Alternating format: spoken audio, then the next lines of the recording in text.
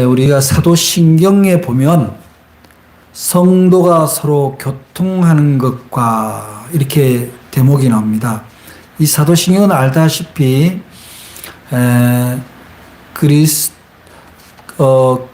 우리 기독교가 국교화되고 나서 얼마 지나지 않아 기독교인은 무엇을 고백해야 되는가, 무엇을 하나님과 회중 앞에서 고백해야 되는가를 정할 때 바로 이 사도신경을 정한 건데, 그 중에 하나 중요가 성도가 서로 교통하는 것, 이십니다. 이것을 헬라어로 코이노니아 이렇게 나옵니다. 근데 거룩한 교제인데요. 이 거룩한 교제가 어디에서 실제적으로 열매를 맺느냐 했을 때는 교인끼리 형식적 교제가 거룩한 교제가 아니에요.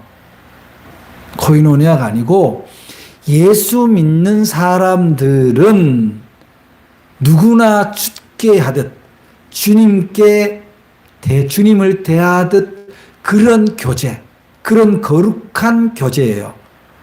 내가 사람 봐가면서 이 사람한테는 거룩하게 하고, 이 사람한테는 대충 하고, 이 사람한테는 속되게 하고, 이렇게 해서 교인들끼리는 근사님, 집사님, 그리고 막 거룩하게 하고, 막 표정도 막 이렇게 온화하게 하고, 이렇게 하면서 직장이나 집으로 돌아오면 전혀 다른 얼굴과 음색이 되면 그거는 거룩한 교제가 아니다, 그런 얘기를 하고 싶은 거죠. 그래서 이제 정확하게 코이노니아, 거룩한 교제라고 하는 이 코이노니아는 내가 내 대상이 누구냐가 보다는 어떤 마음으로 교제하느냐. 그랬을 때 거룩한 이의 마음, 우리가 거룩한 이 할 때는 오직 예수 그리스도 성령님 한 분이에요. 그분의 심령으로, 그분의 마음으로 모든 이와 교제할 때 그것이 코이노니아다, 이렇게. 마치 이제 성경이 성도 간의 어떤 교통하는 것과 이렇게 얘기하는데, 그렇게 하니까 교인끼리는 거룩하게 보이면 되는 거고, 세상 나가서는 또 세상처럼 하는 게 맞는 거 아니냐, 그런데 오해입니다. 오해고요. 왜 오해냐면은 예수님은 어떤 분이에요?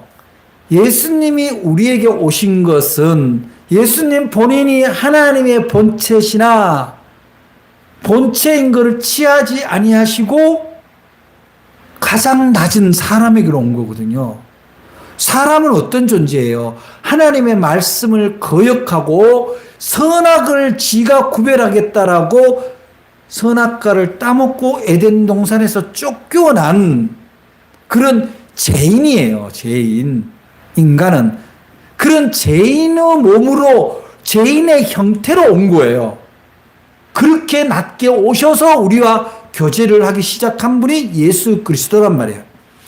그런데 우리 그리스도인들이 오해하고 있는 부분이, 교인끼리는 그렇게 거룩할 수가 없어요.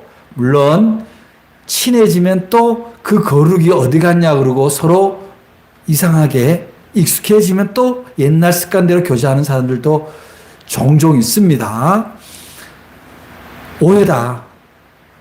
뭡니까? 거룩한 교제는 우리 주님이 낮춰서 나에게 수준에 맞춰서 나에게로 오신 분이 주님이라면, 그렇게 교제하기 위해서, 하나님과 우리를 소통하기 위해서 오신 분이 예수님이에요. 그분의 교제 방식이 우리한테 와야 되는 거예요. 그게 거룩한 교제다. 내보다 세상에 보면요, 나보다 잘난 사람이 그렇게 많은 것 같지 않아 보일 때가 있어요.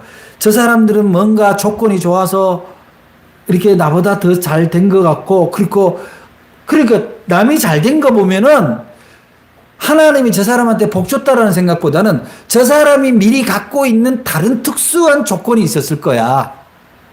우리는 이렇게 이해하는 경우가 많아요. 그러다 보니까 이미 막을 까는 거죠. 교제가 안 돼요. 또는 자기보다 못하고 보이거나 자기하고 좀 생각이 다른 사람 보면 저 사람은 뭔가 부족하니까 저럴 거야. 이미 막을 까는 거죠. 거룩한 교제가 아닌 겁니다. 일단 교제라고 하는 거는 막을 여는 거예요. 예수 그리스도가 십자가에 못 박혀 돌아가실 때, 숨을 거둘 때 지성소의 막이 위로부터 찢어져서 열렸잖아요. 교제가 하나님이 예수 그리스도의 마지막 희생물을 통해서 오픈시킨 거예요. 그게 교제예요. 그게 그리스도인의 거룩한 교제의 모습이다. 내가 갖고 있는 선입견이 없어고, 그럼 뭘로 봐야 되냐? 오로지 예수의 마음으로 다른 사람과 교제하는 것이 뭐다? 한번 따라합니다. 코이노니아. 왜 이렇게 자신이 없어? 코이노니아. 이게 거룩한 교제예요. 이게 오늘의 결론인데, 그러면 그렇게 우리가 어떻게 예수님의 마음으로 되겠습니까? 우리 자신이 늘 부족해서 예수님한테 매달리는 입장인데, 그죠? 그래서 오늘 우리가 함께 생각을 해보는 거는 오늘 9절에서 10절 말씀에부터 이렇게 나옵니다. 사도 바울이 빌립보 교회에 보낸 편지 속에서 그 교인들한테 하는 얘기거든요. 내가 기도하나라 너희 사랑을 지식과 모든 청명으로 점점 더 풍성하게 해서 너희로 지극히 선한 것을 분별하며 또 진실하여 허물 없이 그리스도의 날까지 이루고, 그 다음에 예수 그리스도로 말미암아 의의 열매가 가득해서 하나님의 영광과 찬송이 되기를 원한다. 이렇게 했는데 이 밑에 일은 말하자면은 사도 바울이 빌립보 성도들에게, 교우들에게 바라는 희망사항이에요. 근데 희망사항을 어떻게 한다 그래요? 사도 바울은 나는 기도하노라 라고 전제하는 거예요. 나는 너희들이 그렇게 되기를 바라서 너희들한테 이렇게 지시하겠어, 이렇게 가르치겠어, 이렇게 얘기를 하지 않고 기도하노라. 여기 사도 바울이 여기 교인들을 얼마나 사랑하냐 합니까? 여기 보니까 이렇게 돼 있어요. 내가 너희를 생각할 때마다 나의 하나님께 감사하며 간구할 때마다, 3절입니다. 간구할 때마다 너희 무리를 위하여 기쁨으로 항상 간구하면, 이렇게 나오는 거예요. 그러니까 이게 이제 사도 바울이 빌립보 교우들과의 이 사랑의 교제가 얼마나 돈독한가 이렇게 나오는데, 그런데 그 돈독한 그 교제를 할 때 기도를 통해서 가장 선한 것으로 교제를 한다 이 말. 그래서 사실은 기독교인의 어떤 특권이 뭐냐, 또 기독교인의 특권과 의무가 뭐냐라고 했을 때 기도입니다. 기도. 다른 사람하고 틀린 게 뭐예요? 기도로 사랑을 하고 기도로 교제하는 거예요. 내가 말을 해서 저 사람을 가르치고 변화시킨다기보다는 기도를 통해서 하나님이 도와주기를 원하는 그런 것이 거룩한 교제의 출발이다. 자, 여러분 생각해 보세요.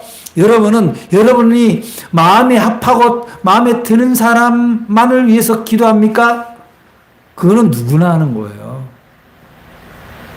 그런데 저 사람이 나한테 마음에 안 들고 나하고 성향이 좀 틀리지만 어때요? 대상이 문제가 아니라 저 사람의 상황이, 저 사람의 형편이 기도가 되는 거죠. 그래서 그 기도하는 사람이 어떤 사람이냐? 거룩한 교제를 하는 사람이다. 아까 얘기했죠? 거룩한 교제는 예수님의 마음으로 교제하는 사람이다. 교제는 꼭 만나서 뭐 밥 먹고 얘기하고 뭐 그런 것만이 교제는 아니에요. 하나님과 함께 하는 것이라면 그게 아름다운 교제다. 이 사도 바울이 빌립보 교인들과 맨날 며칠 이렇게 같이 지내는 처지는 아니에요. 떨어져서 편지 보내고 있잖아요.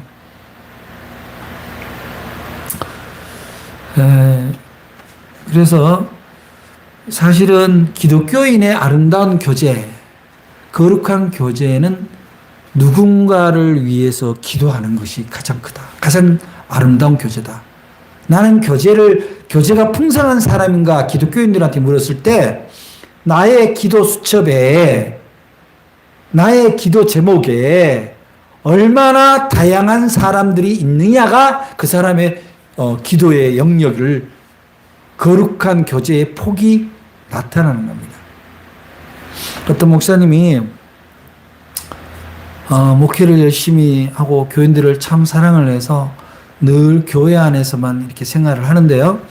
때로는 뭐 교회에서 기도하다가 잠들기도 하고 그렇게 하는데 어떤 날 이제 교회에서 하다가 막 저녁에 기도를 하다가 막 기도를 하는데 갑자기 그 교회에 정말 신실하신 그 장로님 한 분이 막 얼굴이 떠오르면서 그 장로님이 아파하는 그 환상이 보이면서 마음에 막 부딪힘이 있는 거예요.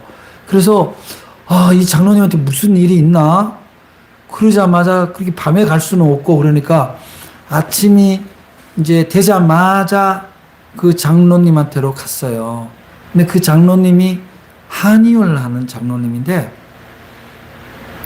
그치 가니까 장로님이 깜짝 놀라는 거야.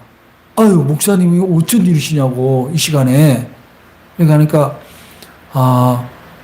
내가 사실 기도 중에 약간 꿈결인데 장로님이 편찮으신 것 같아서 제가 막 달려왔습니다. 그러니까 장로님이 갑자기 눈물이 글썽글썽해지면서 이 약을 이렇게 펼쳐 보이면서 목사님 제가 기도하는데 목사님이 몸이 많이 약해진 것 같아서 약을 짓고 있었어요. 목사님 약을. 지금 그 약을 오늘 포장을 해서 내일 갖다 드려야 되겠다. 그러고 있는데 목사님이 오셨어요. 그렇게 얘기를 한 거예요. 그 두 분이 그냥 그 자리에서 손을 잡고 그냥 눈물을 그냥 흘렸다라는 그런 간증을 들은 적이 있어요. 그렇게 뜨거운 기도의 교제는 무슨 어떤 상황이 생겨서가 아니라 그렇게 사랑으로 나타나게 됩니다. 근데 이분들이 어떻게 이런 일들이 벌어져요? 기도예요, 기도. 사랑의 기도. 그리고 아마 두 분은 아마 그렇게 장로님과 목사님이 그렇게 만나서 아마 엄청난 서로의 치유의 경험을 했을 거예요. 그 약을 먹기 전이라도. 그 자리에서. 그래서 아름다운 교제라는 거는 성도들에게서, 우리 믿는 사람들에게서는 기도를 빼놓고는 얘기할 수가 없다.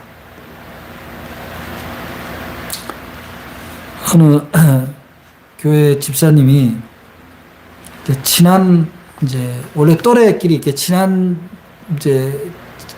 교우가 있잖아요. 그래서 그 교우하고 한 달에 한 두 번쯤 이렇게 약속을 하고 만나서 서로 사는 얘기도 하고 기도 제목도 나누고 그런데요. 그래서 그렇게 서로 이렇게 얘기를 하다 보면은 이제 교회에서는 아무래도 사는 형편 얘기를 뭐 길게 할 수도 없고 또 때로 듣기에 따라서는 좀 너무 세상 얘기하는 것처럼 보이니까 그리고 교회 밖에서 이제 이런저런 얘기를 하는데 이 두 사람이 서로 이야기를 할 때는 뭐가 있냐면은 늘 자기의 연약함을 얘기를 해요. 부족함. 또 자기의 형편을. 그 얘기는 무슨 얘기냐면은 누군가가 그 사람이 서로가 상대방의 이야기를 들어줄 줄 아는 사람이라는 거죠. 여러분, 아무리 이렇게, 자기하고 친해도요, 개인적인 이제 어떤 사정을 이야기를 했을 때 뭔가 가르쳐 들려 하고 훈수 들라 그러고 뭐 자꾸 내 얘기를 들어주기보다는 얘기하는 게 더 많으면 그 다음에는 얘기하는 게 힘들어질 때가 있어요. 아예 말하지 말라는 건 아니지만 들어주고 그거를 메모를 하고 같이 기도해주고 이게 진짜 거룩한 교제잖아요. 근데 우리 이제 교인들이 보면 다 그런 건 아니지만 상당 부분이 어떤 상담을 나눠서는 개인 얘기를 하면은 막 거기에 자기 경험을 보태서 막 얘기를 길게 하고 또 다른 사람한테 옮기고 막 이런 경우가 있어. 그러다 보니까 믿는 사람끼리인데도 서로 속 얘기를 다 못하는 그런 어려움이 있단 말이에요. 그래서 이 두 사람이 서로 누가 하자 약속은 안 했는데 서로가 서로 기도 제목을 막 얘기할 때마다 적어요. 적고 그래서 막 기도합니다. 기도할 때마다 그 사람 이제 기도 노트를 보고 기도를 하는데 놀라운 거는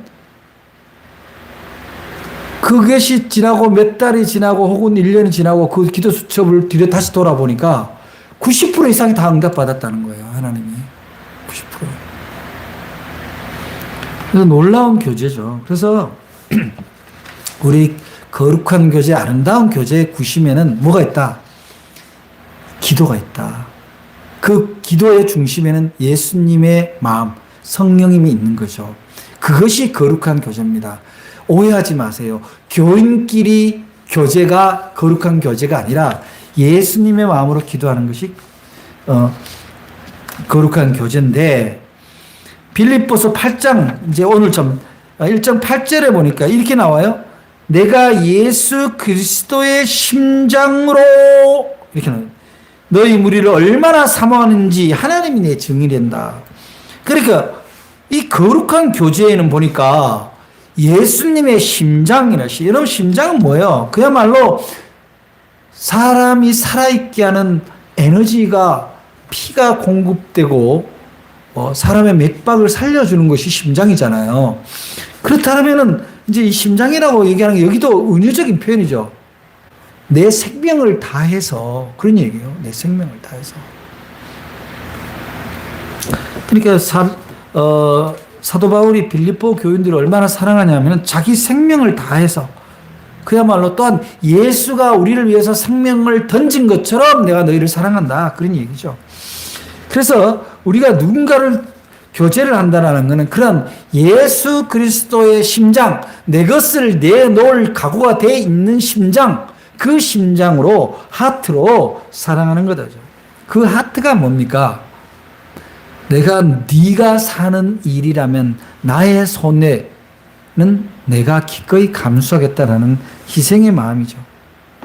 근데 아까 전에도 얘기했지만 사실 인생을 살면서 제일 힘든 게 뭔지 아세요? 사람들 교제하면서 제일 힘든 게 남의 얘기 들어주는 거예요. 상담사들이 상담료를 많이 받는 이유가 뭔지 아세요? 들어주기 때문에 그래요. 말해줘서가 아니에요. 그 되게 상담하거나 자기 어려운 처지를 얘기하는 사람들의 얘기가 유쾌한 얘기가 아니잖아요. 다 들으면 답답하고 우울감이 같이 몰려오고 함께 분노가 생기고 정신건강에 별로 도움이 안 되는 얘기들이야 다. 근데 그런 얘기를 인내를 하고 들어야 되거든. 그래서 그 인내라는 말 안에는 뭔가 자기 손해를 감수하고 자기 감정을 절제하면서 듣는 자세를 얘기하는데 세상이 어디 그런가요? 세상이 참 쉽잖아요. 그 안톤 체홉의 단편소설에 비탄이라는 단편소설이 있는데 얘기가 뭐냐면은 그 소설의 주인공이 이제 마부 뭐 요즘 말로 말하면은 그 택시죠, 택시. 말로 된 택시. 그 마부인데 이제 이름이 이오나 포타보브라 그래요. 그래서 이오나로 나오는데 이 이오나 포타보브가 아들을 잃었어요. 나이는 들었는데 젊은 아들을 잃어서 너무 마음이 심상한 거예요. 그런데 이렇게 그러다 보니까 이제 누가 손님을 뒤에 모시고 이제 어디를 이동을 하면은 이제 표정이 어둡잖아요. 표정이 어두우니까 이제 사람들이 아니 왜 이렇게 표정이 어두워요? 이렇게 뒤에 있는 이제 높은 신분의 사람들이 묻죠. 그러면 이제 이오나가 말을 해요. 며칠 전에 제 아들을 잃었습니다. 그러면 그러냐고. 근데 그래서 그러면 같이 슬퍼하고 그러면 되는데 꼭 묻는 질문이죠. 왜 죽었어요? 무슨 병이 걸렸어요? 이 사람이 아들을 죽은 걸 설명을 하고자 해서 그 얘기를 하는 건 아닐 거 아니에요. 아들이 왜 죽었다 설명하는 게 아니에요. 또 어떤 사람들은 그렇게 또 표정이 그래서 제가 좀 안 좋은 일이 있다 그렇게 얘기를 하면 너무 상심하지 마세요. 좋은 데 갔을 거예요. 뭐 사람은 어차피 한 번 왔다 한 번 가는 거 아니겠습니까? 위로가 하나도 안 돼요. 위로가. 여러분 생각해 보세요. 어, 내 자식이 죽었다고 생각하는 거는 이 사람이 얘기해서 그렇게까지 상상하기 힘들다면 만약에 내 사랑하는 동생의 자녀가 잃어버렸다, 조카를 잃어버렸다 그러면 그렇게 말할 수 있게 한 번 왔다가 가는 거니까 인생 뭐 너무 슬퍼하지 마. 이렇게 얘기할 수 없잖아요. 그건 뭐예요? 그 사람에 대한 최소한의 사랑, 공감, 그게 없는 거예요. 그래서 우리가 거룩한 교제라고 하는 거는 공감해주고, 들어주고, 함께 해주는 거예요. 그 대상이 꼭 교인들끼리 함께 해야 되고, 교인끼리 공감하는 것이 아니라, 교인 아는 사람도 얼마든지 슬픈 일이 있을 수 있고, 기도 제목이 있을 수 있어요. 저는 이제 바깥에서 사람들 만나고 그러면은, 제가 이제 교회 명함을 줄 때가 있어요. 목사님 혹시 연락 전화, 그럼 연락 주면은 제가 꼭 그래요. 혹시 교회는 못 오시더라도 기도 제목 있으면 언제라도 연락해라. 내가 꼭 함께 기도하겠다. 그렇게 제가 얘기하거든요. 기도하면서 교제하면 되는 거 아니에요. 그죠? 기도하면서. 그래서 여러분들 거룩한 교제를 하는데 이번에 명절이 다가오면 친인척들도 만나고 그럴 텐데 제발 조카들이나 누구한테 언제 장가 갈 거냐, 언제 시집 갈 거냐, 언제 애 낳을 거냐, 너는 어느 직장에 다니냐, 너는 공부를 얼만큼 하느냐, 그런 거 묻지 마세요. 무슨 조사하러 가는 게 아니잖아. 그래, 아유, 건강하니? 야, 힘든 일 있으면 언제라도 얘기해. 지금도 기도하는데 꼭 기도할게. 그리고 하여튼 다른 거 다 좋다마는 무엇보다도 건강이 중요하고 네가 중요해. 네가 건강하고 네가 행복해야 돼. 에? 고모는 혹은 삼촌은 그걸 위해서 기도해. 거기서 예수 믿고 구원받으라. 니 왜 교회 안 가냐고 난리치고 그러지 말고 그저 기도하고 사랑을 보여주는 게 중요하잖아요. 여러분 꼭 그렇게 하셔요.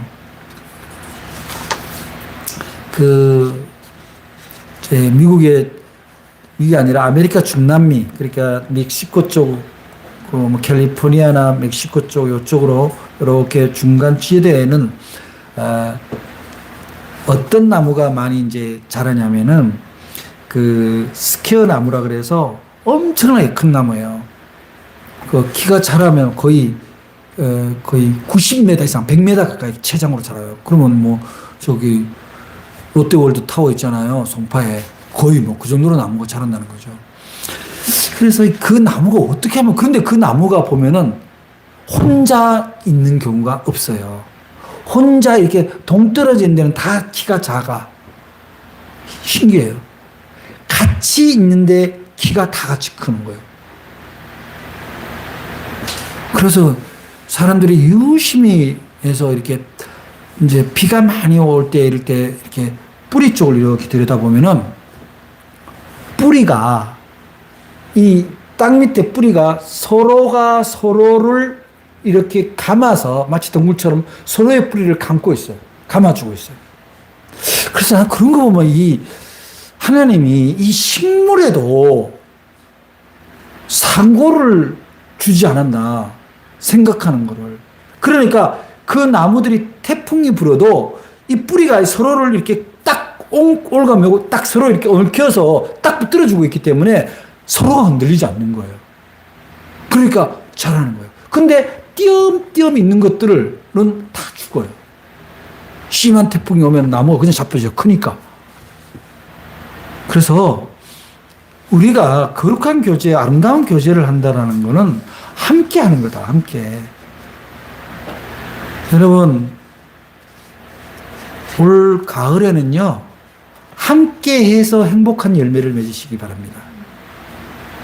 함께의 열매.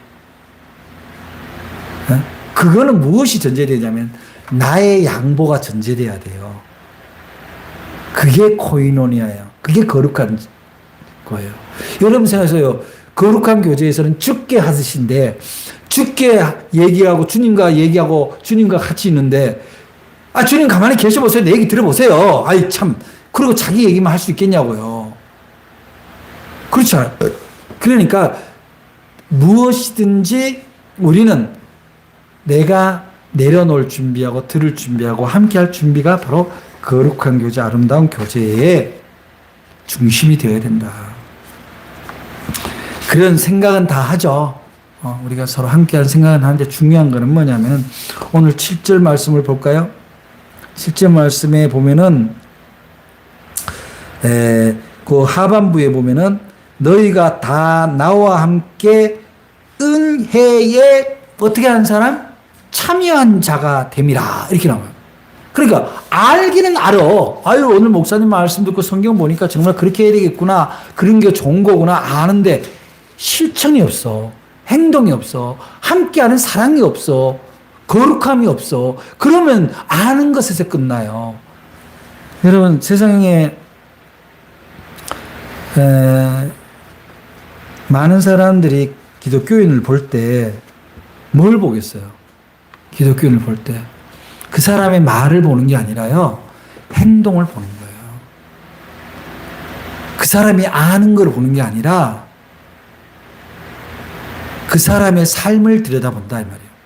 그래서 전도가 되냐 안 되냐는 거죠. 굉장히 참 우리가 조심해야 되는 게 뭐냐면 직장 안에서 전도를 하거나 어떤 다른 세상 속에서 서로 교제하다가 할 때 총동원주의라고 해서 교회 막 끌고 억지로 옵니다. 근데 이 사람이 전에 했던 행동이 있단 말이에요. 그런데 교회는 좋아. 뭔가 복을 빌 때가 있어서 그냥 왔어요. 와서 이제 생활을 하다 보면 그 자기를 오라고 한 일종의 말하자면 스폰서 같은 거죠. 신앙에. 그런 사람이 사회생활을 할 때 이렇게 했던 그런 어떤 생활의 태도들이 있었을 거예요.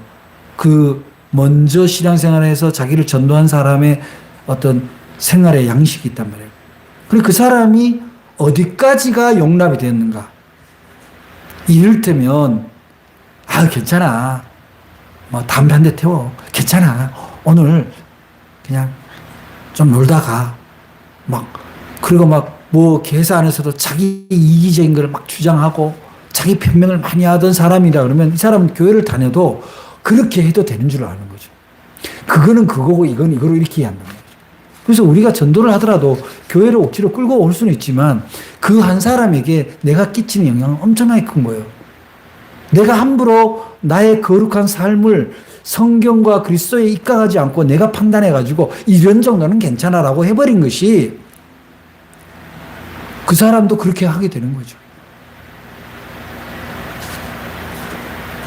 그래서 결국은 우리가 이렇게 거룩한 교제, 아름다운 교제의 중심이 뭔가, 구심점이 뭔가를 안다면 그렇게 행동하는 것이, 그렇게 실천하는 것이 중요하다.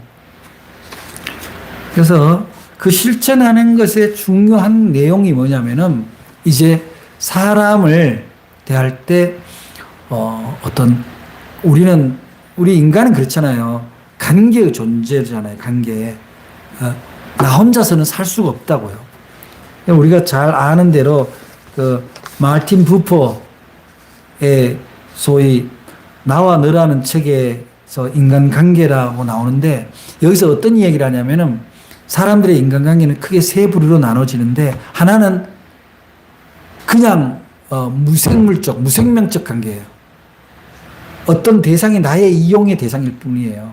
도구에 불과해요. 그래서 이것과 그것, 그것과 이것 그런 거예요. 그러니까 대상이 사람이 아니라 이시거나 디스거나 그런 거죠. 그래서 각 옛날에 어느 드라마인가 마음에 안 드는 며느리 들어와서 가난한 집에 신분이 안 맞는 그렇게 이 시어머니가 부자 시어머니인데 야 저거 치워 이렇게 얘기를 하는 대사가 있어서 한때 굉장히 이슈가 됐잖아요. 한 10여 년 더 됐습니다만. 그러니까 그렇게 되는 거예요. 사람 관계가. 그 다음 두 번째는 뭐냐면은 나는 인격적이야. 근데 상대는 그냥 그것이야. 나와 그것인 거죠. 또 반대로 저 사람은 내가 인격으로 대하는데 나는 저 사람한테서 그렇게 못 되고 있는 것 같아. 그래, 너와 이것인 거예요.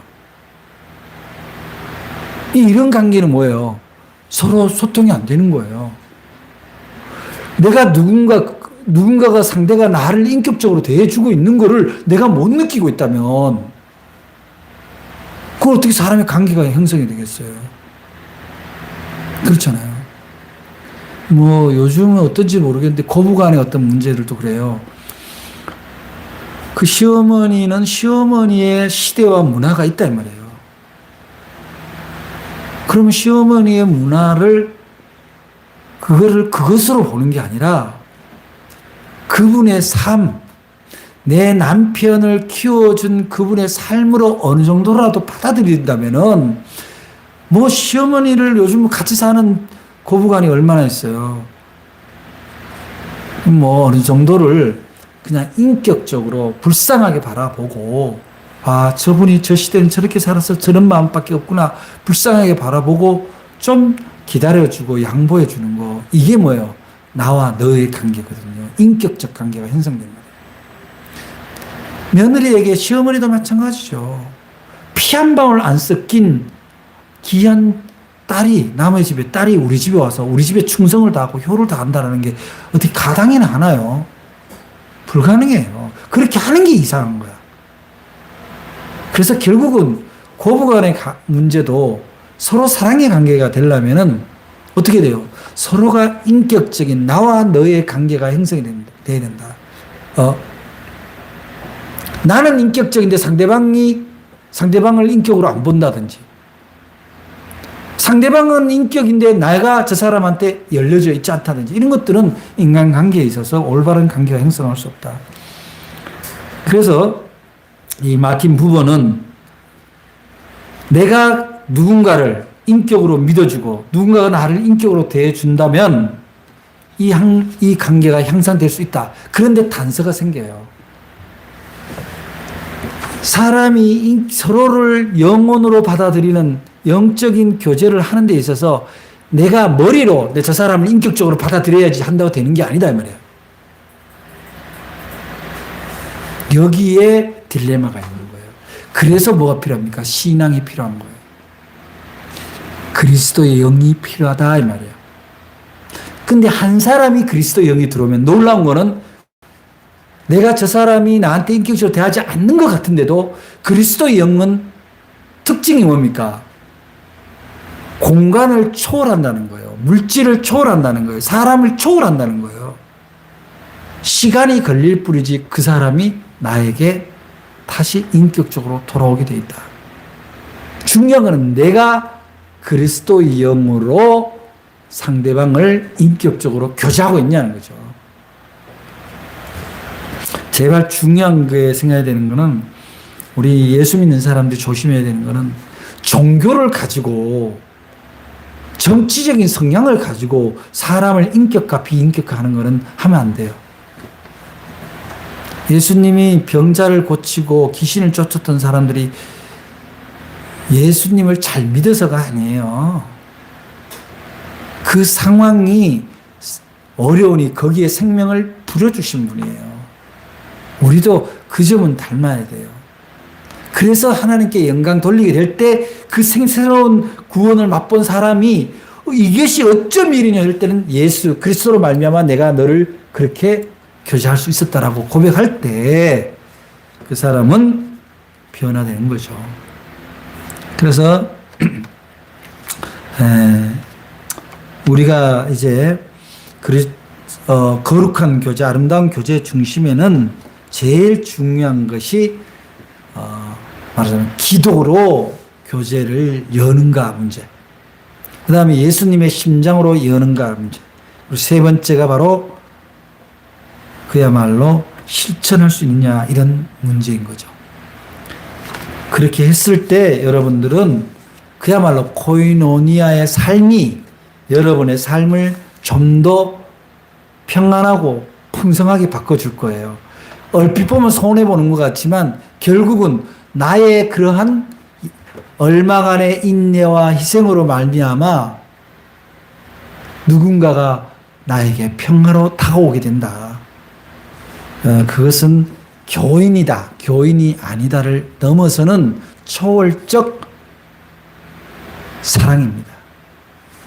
여러분에게 아름다운 교제, 그 교제의 구심점인 예수 그리스도의 마음, 예수 그리스도의 심정, 성령님이 함께하여서 늘 많은 사람들이 여러분과 교제할 때 평강을 맛보는 교제가 되기를 주의 이름으로 축복합니다.